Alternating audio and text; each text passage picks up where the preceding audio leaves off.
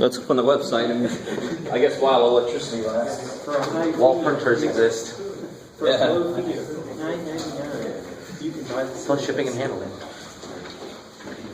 Alright. So we're getting into our last chapter. Holy crap. The last couple chapters. So we got conic sections, and then we have sequences and series. And if some of you guys, I think, are headed into Calc 2 at least eventually, right?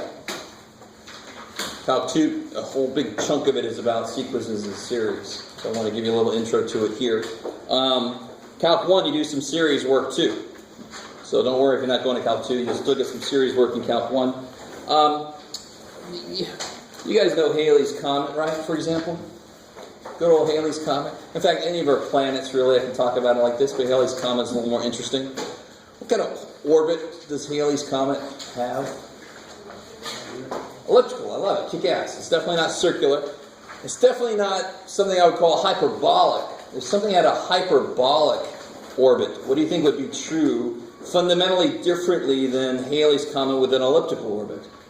What does hyperbolic mean?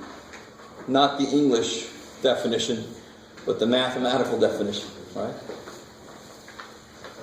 Yeah, kick ass. I like that. I like the face you make it too.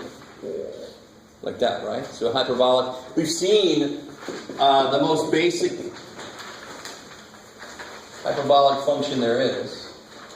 This would create a hyperbola like that. If I graph it, and I graph it roughly right, just let it go, Jeff. So if I'm on a hyperbolic orbit, I'm actually going to just pass by once. I'm going to come in from way out, and then here's the planet. Hey, and then go, hey planet, and then just keep going. So Halley's comes back. It's got to be in some kind of closed orbit. It's not circular. It's elliptical. Right, it's shorter on one end than it is on the side. Because it comes in, here's the sun. Yeah. And it comes in. And it goes way the hell out there. Right? Okay. Cool. This is a 2-scale schematic. All right. Enough of that beautiful drawing. So, I mean, the immediate place my brain goes when we start talking about circles, ellipses, hyperbolas, parabolas, are descriptions of orbits.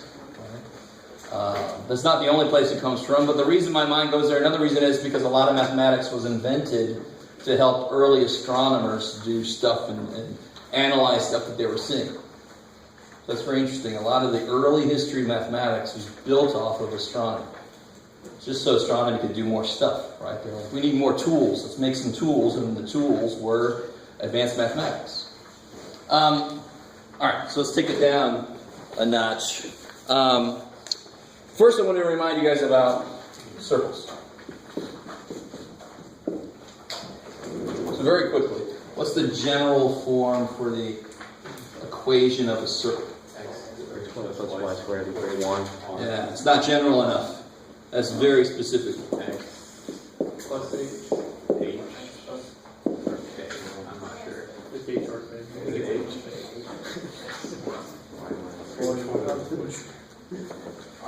Yeah, good. So if you say x squared plus y squared equals 1, that is specifically what?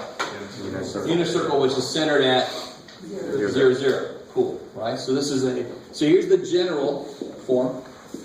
Here's an example that we definitely work with a lot. Stop it, Jeff. This would be the unit circle. Radius of 1. Center 0, 0. Alright? So that's kind of bland.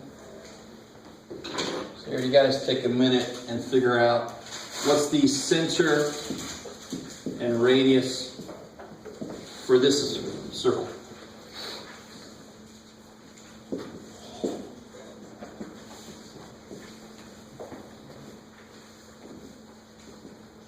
Oh, it doesn't matter, Jeff. Put a 7. I think that'll come out nice. Hey, what do you know? It's supposed to be 2y. 2y, sorry, thank you. Good catch.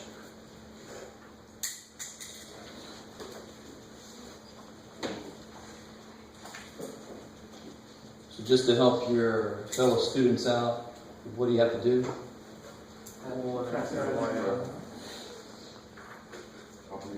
Yes, complete the square. Kick ass. I want to make this look like this. So what tool do I have to organize X in that little compact form? Complete the square. So you got to do it twice for the X pieces and the Y pieces. That's what completing a square does. It just consolidates all your variable pieces together into a little chunk. It's a very nice tool. And here's another place where it comes up.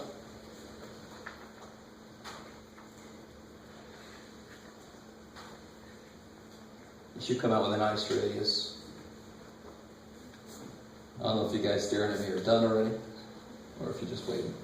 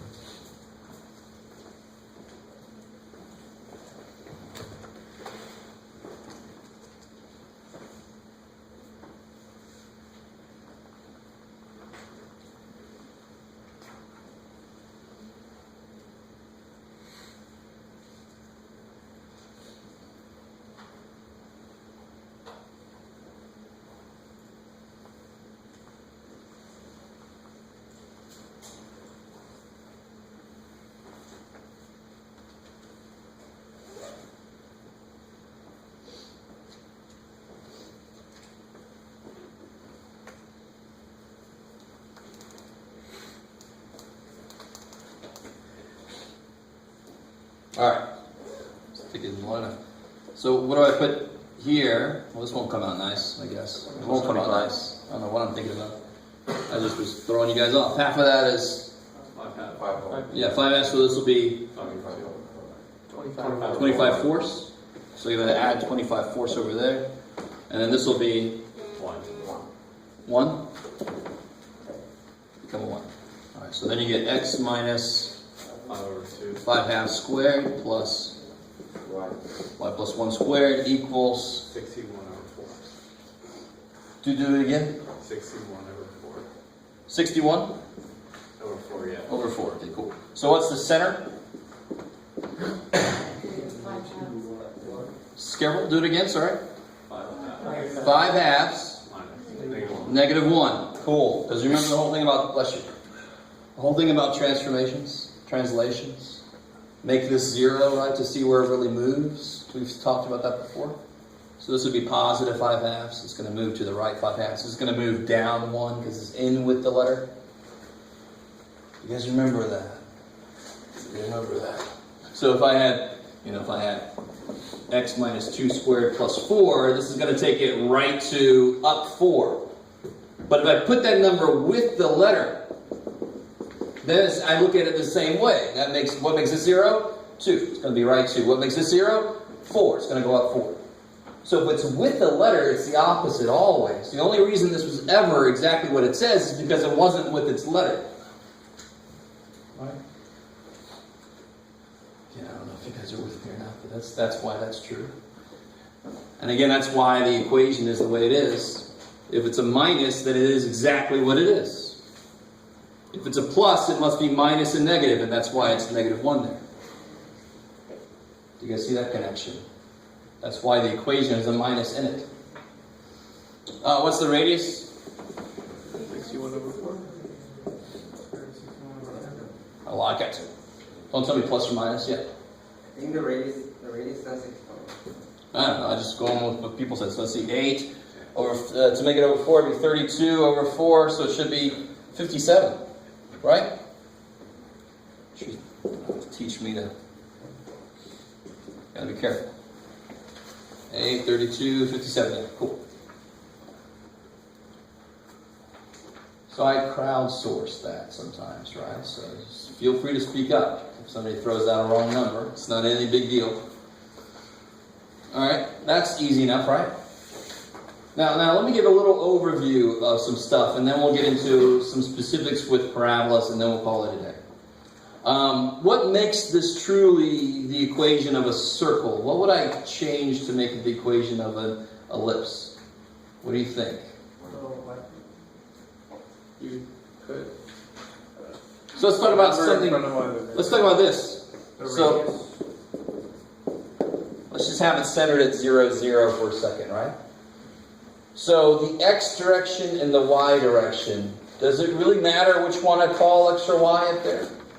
No, it doesn't matter. They're both the same. That's why it ends up being a circle, right? Because it doesn't care which way you're looking. It's going to be the same distance. It's going to be affected the same way.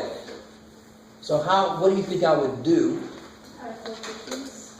Yes, add coefficients that are not the same. Kick ass. Because if I made it 4x squared and 4y, that's still a circle. But if I made it 4x squared plus 5y squared equals 1, that is an ellipse. Now here's a neat question.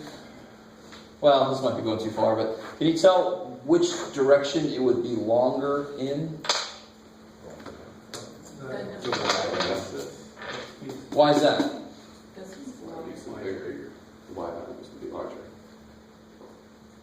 So let's see. At 0, what's y? If x is 0, what's y? You can do it. Plus or minus square root of 1/5. Is that cool? All right. So at 0 for y, what's x? Yeah, plus or minus the square root of 1/4, which of course is 1/2. Right? So it goes out only this far on the y, but it goes out this far on the x. Which one's bigger? Yeah, it's bigger in the x direction. Very strange, very interesting. And of course, why does that jive with what we know? Let me see how I do that to you guys. Remember when it's multiple, it's kind of the opposite of what it looks like. So this is smaller, but it ends up making it larger in that direction. Because in order for we're getting a little deep here, then stay with me now, you can do it. In order for this to counterbalance, screw it, I'm not going to go there. That gets a little weird. That's playing with that. The most important thing, of course, is a circle has equal coefficients and an ellipse has non-equal coefficients. There's actually another thing in there that's very, very, very important. The coefficients are incredibly important, but what other piece of this equation is also very, very important? You guys are like, I have no idea, Jeff. And is the focus in that? Those are details. We're going to get to details here in a minute. It's the fact that... so let me ask you this question. Let me see.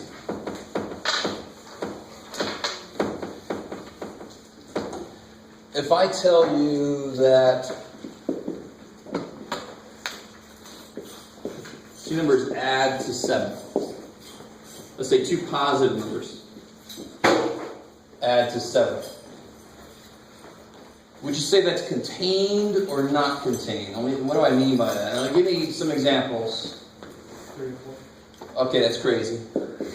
Give me some extremes. What's the extreme examples? 6.5 plus 0.5. 0 and, well, that's not 0. Let's say 0.1 and 6.9. Let me see this. Two non-negative, so we don't go crazy. 0 and 7. Is that cool? And the other extreme would be 7 and 0. So I would say this is contained, right? All right. Now, what if I said two numbers? The difference of two numbers is 7. The difference of two non-negative will do the same exact thing, right? Have fun writing that down. This is just you have to write this down. This is just an idea. Give me some examples. Two non-negative numbers, difference is 7. 193. 193. 1 billion. And 1 billion minus 7. You guys with me? So that, I'd say, is not contained. So the key thing about an ellipse and a circle, that goes back to the earlier thing I said about Halley's Comet comes back. It comes back, and it comes back. And Mark Twain, of course, was born when it was there, and then he died when it came back. Right? I don't know if you guys knew that. A little interesting fact. Do you know who Mark Twain is? Yes. Did you know that he was born when it came and he died when it came back? Did you know that? All right, that's a neat little fact. Did Halley's Comet kill him? I don't know. They're trying to figure it out. It's a cold case. It might show up on that show. But this goes back to that idea. This is contained because there's a plus in the equation. It's related to this idea. It's a plus, so it's going to be contained. This one has a minus in it. That's going to lead me to hyperbolic stuff. That's going to lead me to hyperbolas. So if this is the equation of a circle centered at 0, 0, this is the equation of hyperbola centered at 0, 0 somehow, right? Which is kind of nifty. So this one would look like, I love this idea. This one looks like this. This one looks like this. And those shapes are actually somehow related. It's kind of nifty. I drew it better. But this is just an overview for right now. All right, how are we doing so far? So hyperbola's coefficients, do they really, really matter as much as circles versus ellipses coefficients? No. They don't matter nearly as much. It doesn't suddenly change it. And a circle is just in a specific ellipse, really, right? You guys semi with me on that? Circle is a specific ellipse. Okay. Alright. So let's get into some details. And we are going to get into some details. Here we go. Parabola. We're going to put this parabola into a form that we're not used to. And it's actually more directly related to the geometric idea of a parabola than any other equation that we've seen so far. So the definition of a parabola is it's the collection of points. And this is on page 724. So let me give you a little picture here.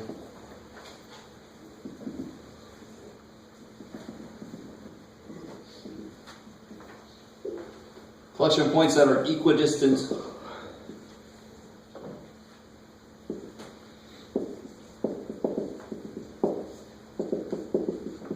from a point F called the focus and a line y equal negative p called the directrix.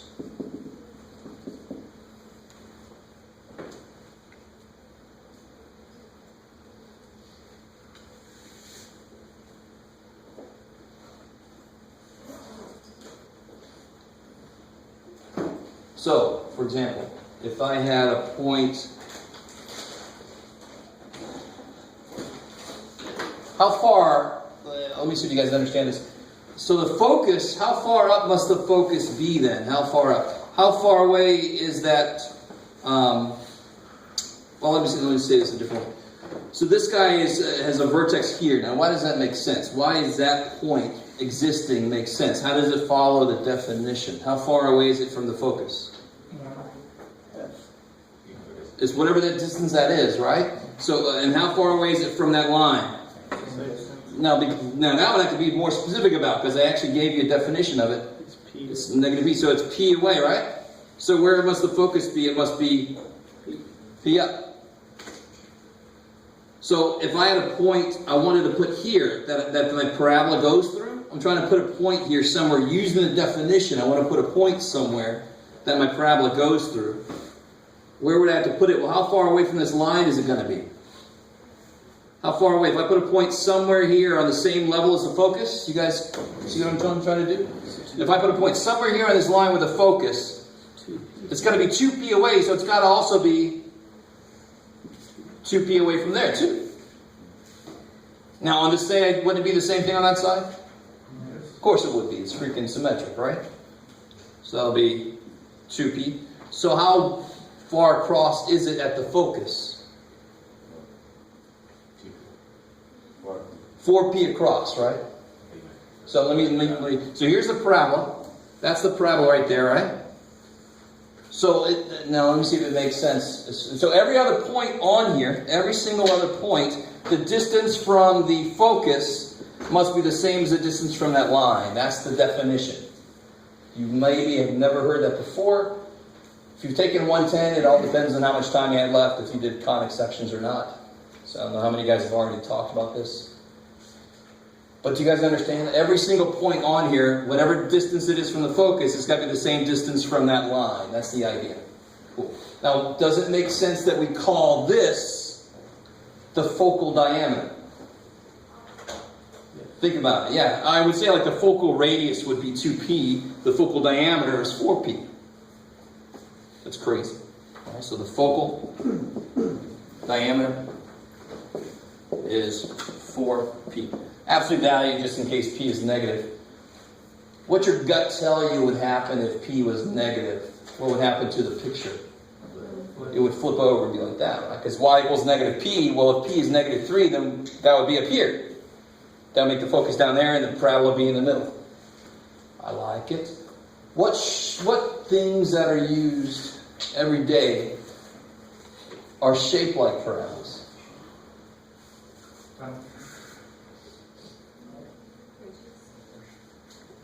Bridges, maybe? Space-time. Galleys. Say again? Who said space-time? Who said space-time? Look at you. That was neat. Alright, sorry. I mean, you can get into the whole cone of time thing. I don't know if you've ever seen that. Right. In fact, before I get too far, since I've drawn this up here, the reason these things are called conic sections, and there's a better picture in the book on page 723, the very opening of chapter 11. If I cut straight across, if I cut through this straight across, what would the shape of this cross section be? So I cut straight through. If I have a cone and I cut straight through, what's the shape of that? Circle. I like it. If I cut through at a diagonal, what's the shape of that going to be? Ellipse. If I cut through so that it only hits one side and it never hits the other side, it's not going to hit this side. It's going to go forever. That would be the shape of a parabola. I like it. And if I cut through like this, so that has part of it here and part down there, that's going to be a hyperbole.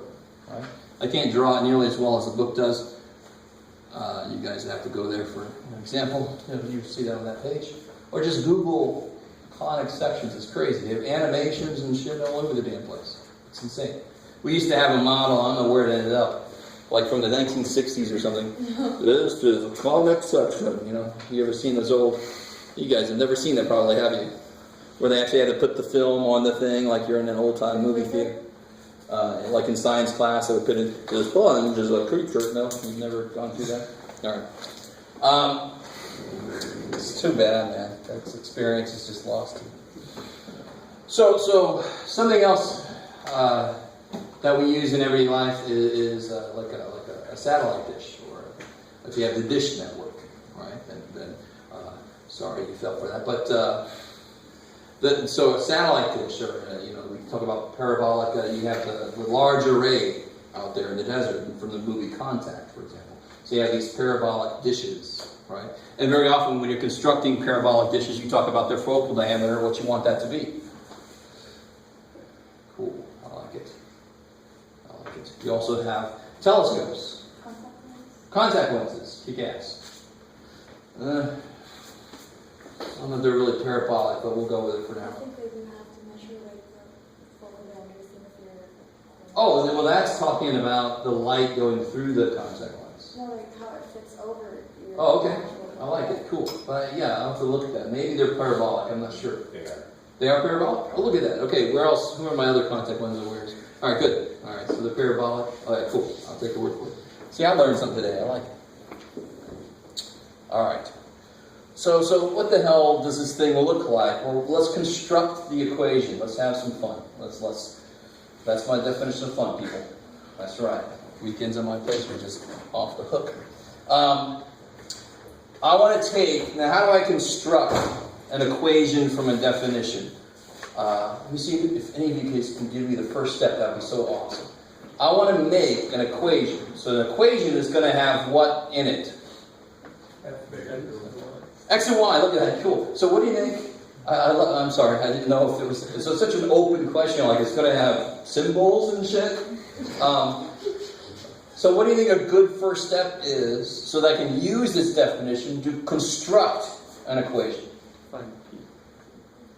I can't find P. Right? I can find P if I had an equation, but for right now, P is just P, because I want it to be just any general equation. No. See the distance between X and Y. Pick a point and call it X, Y. We've done that kind of thing a lot, right? And this feels like cheating, but I'm just putting it there just so I have a visual of what's going on. So can anybody tell me, let me draw this again, because that picture's getting a little bit busy. So if I have a parabola, and here's y equals negative p, and I have some points, x, y, and let's see, here's the focus. How far, and in fact, before I get too far away, what is the point for the focus? Because you remember how far we said it was, right? So what, yeah, good, 0p, kick ass. You guys with me? Does that make sense? Shit. Well, if you don't say yes, I take it as a no. We said this earlier, that was P away. It had to be P away, or else the definition was shit. And the definition can't be shit, because it's where we start. Right? Alright, I like it. We don't start with shit. Alright, so if I have some arbitrary point, how far away is that point from this line? The whole definition is about the distances being equal. And visually, that sucks, Jeff. All right, I'm sorry. Just deal with me for a second.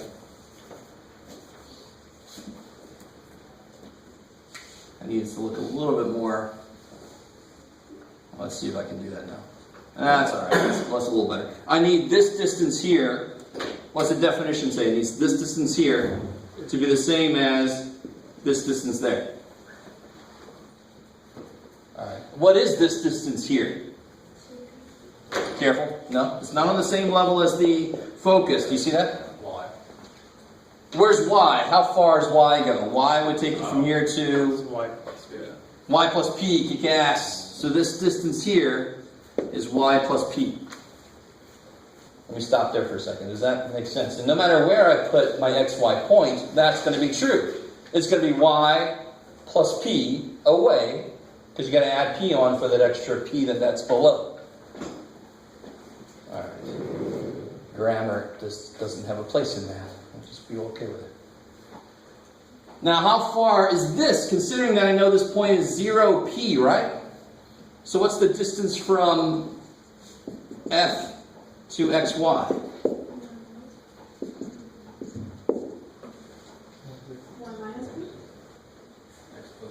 What's the point that defines f? 0p. And what's the point that defines the point that I'm using in general? xy. Right? So what's the distance between those two? What do I use? Probably use the formula that's named after the distance. That's just so crazy it might work. Let's see. Distance equals square root of? X minus 0 squared. Yeah, x minus 0 squared plus y minus p squared. I like it. So I get square root of x squared, and we'll just leave that like that for right now. We'll see in a second. Is that cool? Maybe no. Sorry. We try again. What did you have trouble with, Dave? Oh, no. Are you okay? Or are you just playing? Are you just double playing with me? I'm just going to keep going. Okay. You're like, I am triple playing. Alright, so now, let me see if you guys are with me. This isn't all that crazy. It really, really isn't. You just got to realize you got to make this up. It's anywhere. It's any generic point. And then you use the definition. This distance, well, there it is, has to be equal to this distance. Well, there it is. So now I know what the next step is. Y plus p has to equal square root of x squared plus y minus p squared.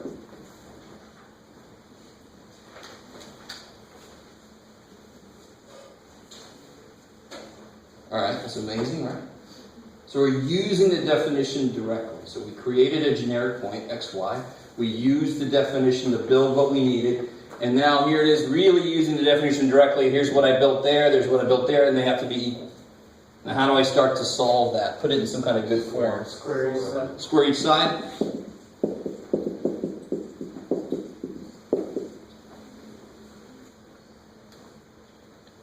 And of course, now I can do what? Subtract the y minus p. Yeah, but before I do all that, I probably want to... Reduce. Good. Yeah, I want to FOIL this thing out.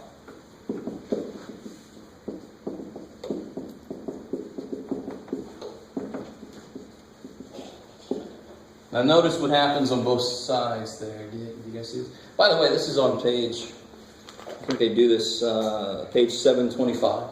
So if you don't want to write this down, you already are halfway, I guess. What happens to both sides here? The y squared. Py goes away.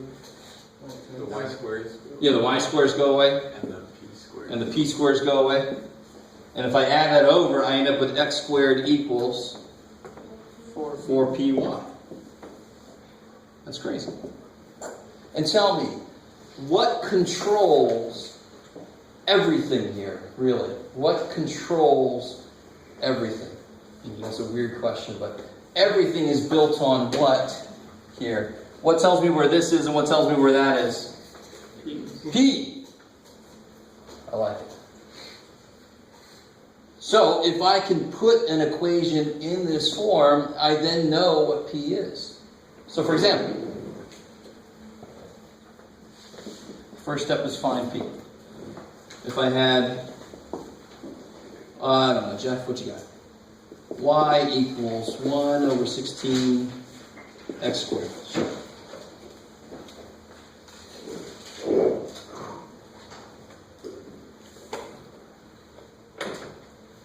Somebody's always screwing with this thing. All right. Hopefully it doesn't fall out. So how do I put it in that form? How do I put that in that form?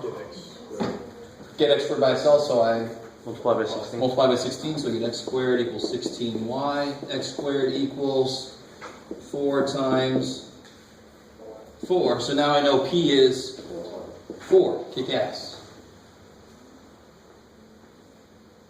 You guys still with me? Is that big of a deal? It's exactly the same idea as taking a line and putting it into y equals mx plus b form. Because then the m and the b jump out at me. This is taking a parabola and putting it into that form, so then p jumps out at me. And that sounds horrible. Just to get that out there. The letter P, whenever it shows up in math, always makes for interesting lectures. But what's the focus going to be? 0. Yeah, 0, 4. I like it. 0, 4. What's the focal diameter going to be?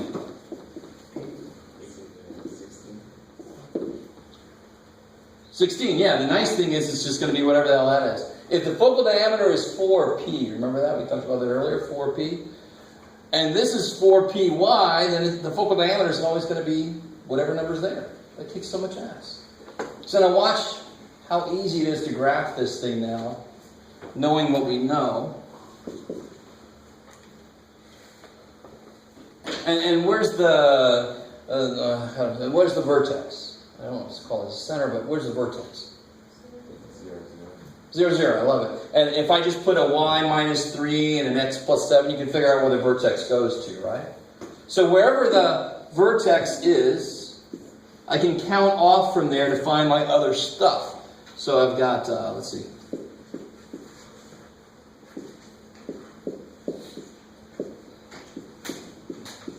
So my focal diameter is going to be 16, so I want this to go by 2, 4, 6, 8, negative 2, negative 4, negative 6, negative 8. The focus is at 0, 4, like we figured out here, right? Focus is at 0, 4. Where's the directrix? It's not really part of the graph, but where is it? Yeah, good. Y equal negative 4. Jeff? Yes, you're okay, Jeff. This is 1, 2, 3, 4. Thanks for checking in, Jeff. No problem, Jeff.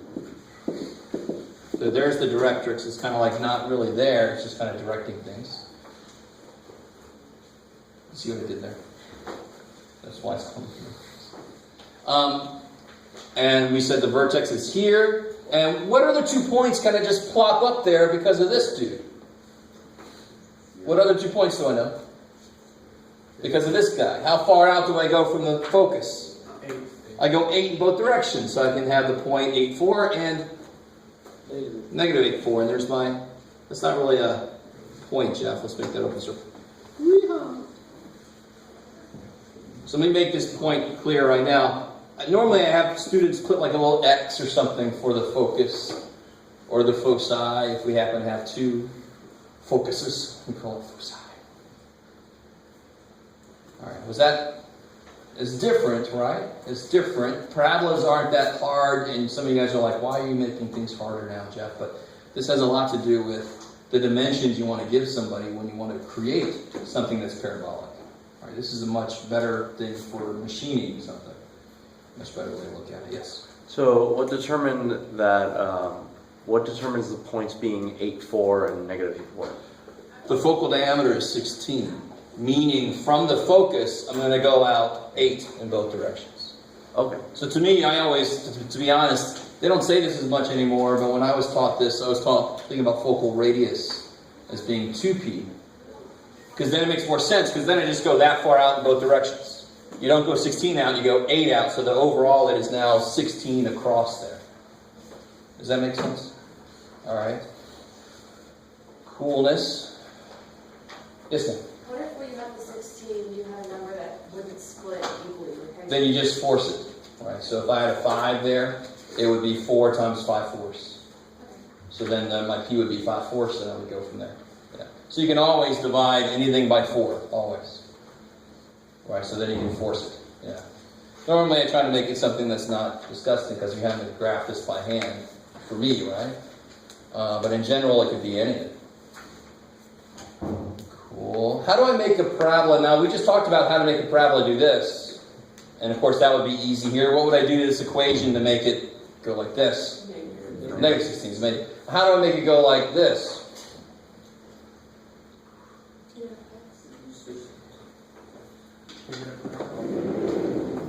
And this requires a more fundamental change. So if it looks like if it looks like x squared equals 4py, it's going to be up or down. But it's got to be fundamentally different to go sideways. It's got to not be a function of x anymore, because that won't pass the vertical line test anymore, right? So now it's got to be a function of y. So it'll be y squared equals 4px. That would open that way, or that way if it's negative, right? And all the same stuff holds. Bless you. So where would the focus be for this? What axis will the focus sit on? The x-axis. So what would the focus be? Don't overthink it. The focus here was 0p. The focus here is going to be p0. Cool. Right, as long as it's centered at 0. You guys with me? So if the center was different, if the center was somewhere else, I just count from the center out. That's all I do. That's the only difference. Not center, I keep saying center, the vertex in this case. All the other conic sections have centers. The parabola has a vertex. It's got to be different. Right? So wherever the vertex is, I just count from there, whatever P is, to find my focus and to find the directrix and so forth. There we go. So here, let me give you one question like that to try, and then we'll head out nice and early.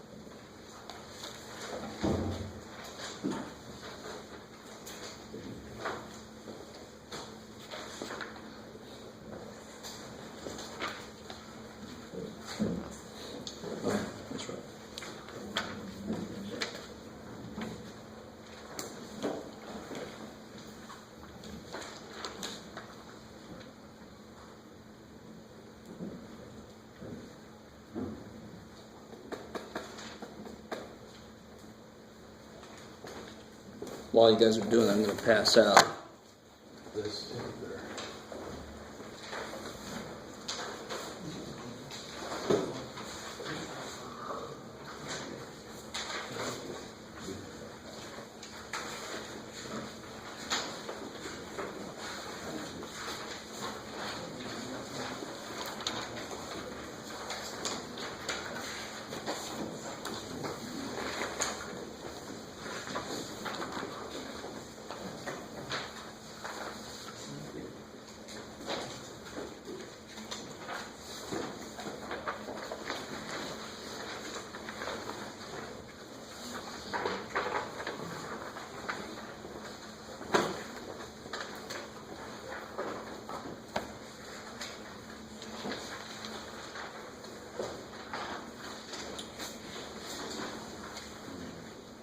Alright guys, so what's the vertex here? Gas. With the variable, so it's the opposite each case, right? Make it 0 to find out where it's moved to.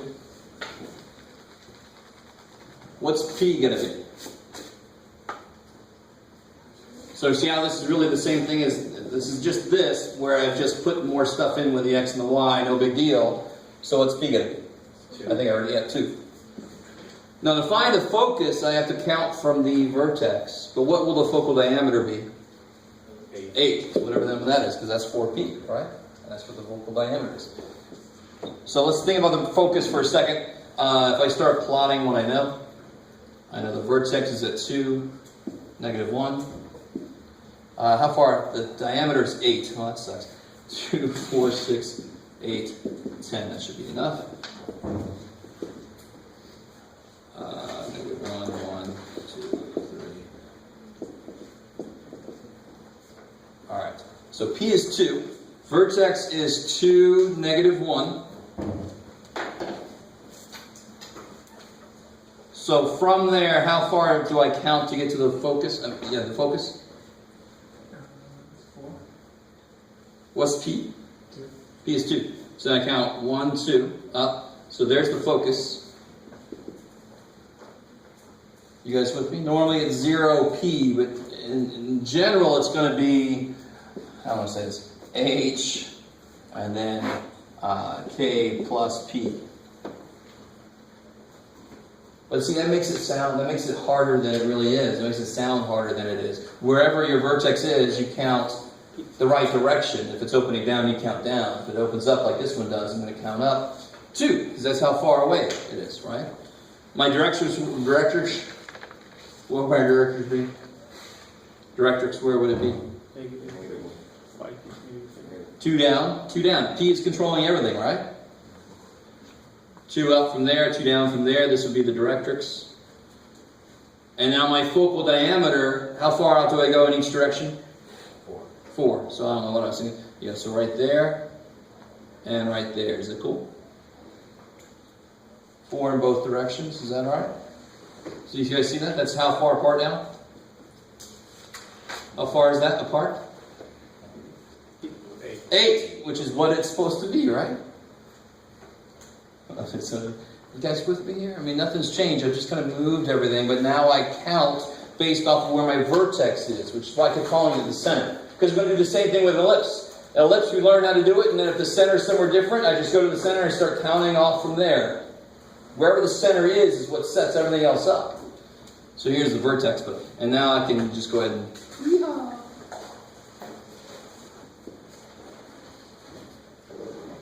Yes, sir. So what is the metrics moving to? Say again? What is the metrics moving to? Bottom -3. This here? Yeah, what is this moving to? What's it do? Yeah. It sets everything up. So, obviously this is not the same scale here on these 2 axes, right? But this distance here is 4. Is that cool? Well, how far is this from the directrix? 1, 2, 3, 4. So the definition of a parabola is the distance to any point from the focus is the same as the distance to that point from the directrix.